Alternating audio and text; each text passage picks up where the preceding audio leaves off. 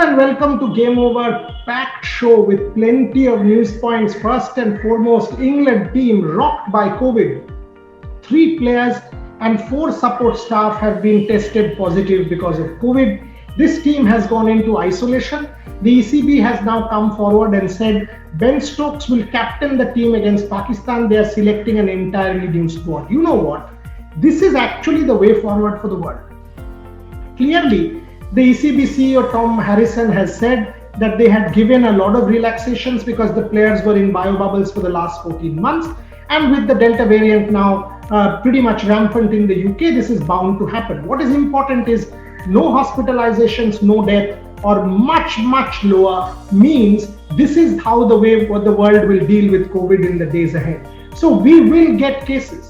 We will see people isolating, we will see them recovering and joining back again in about 10-12 days time because most are vaccinated, and that's what you want because with vaccination the disease will be milder. So the England team will be selected today. They will be playing against Pakistan, a fresh squad captained by Ben Stokes. Now, what does this mean for Team India? We have seen a lot of the Indian boys, Rishabh Pant at Wembley, Ravi Shastri at Wimbledon, a lot of the Indian boys traveling around the United Kingdom. Should they push back? Should the BCCI ask them to push back a little bit? Because if the Indian boys get infected by COVID with the red list restrictions that are still applicable to India, it will be difficult for replacements to travel to the United Kingdom and then be part of the test series. So the team that was supposed to assemble in Durham on the 14th might just make sense to push back a little bit and the players to cut down on their travels and go back to the kind of a bubble, only because of this issue that because of travel restrictions, India will not be able to field replacements. But the way forward for the world is certainly what we are seeing in the UK, Singapore, the United States, that with vaccination, mild cases, and the world will move on. That's the way forward. So we'll see that in sport as well. Number 2, Mithali Raj back to the world #1 position in the ICC rankings, the 8th time in her career. Spectacular achievement yet again. Once again, proof that she's absolute top-notch quality.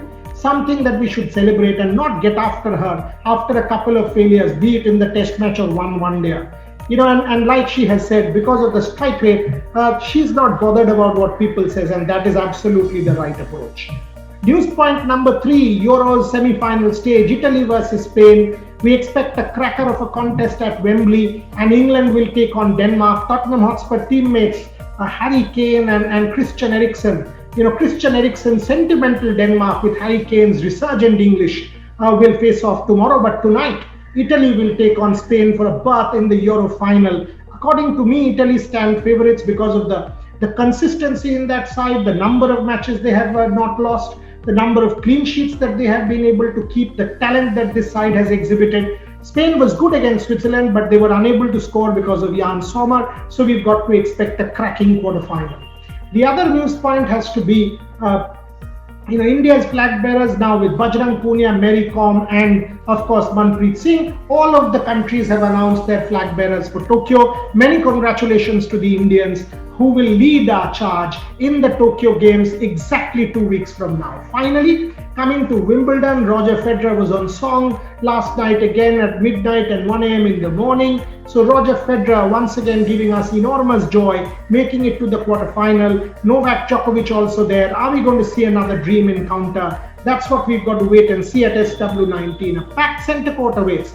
Yes, there will be cases. Kate Middleton, for example, is already isolating because she had a COVID contact or came in contact with a COVID patient. But that is, as I said, the reality of our world going forward. But we are expecting another cracker between Federer and Djokovic at Wimbledon. So that's what we've got to wait and see. That's all I have in this episode of Game Over. Thanks for watching. Back tomorrow with plenty more. Keep watching this.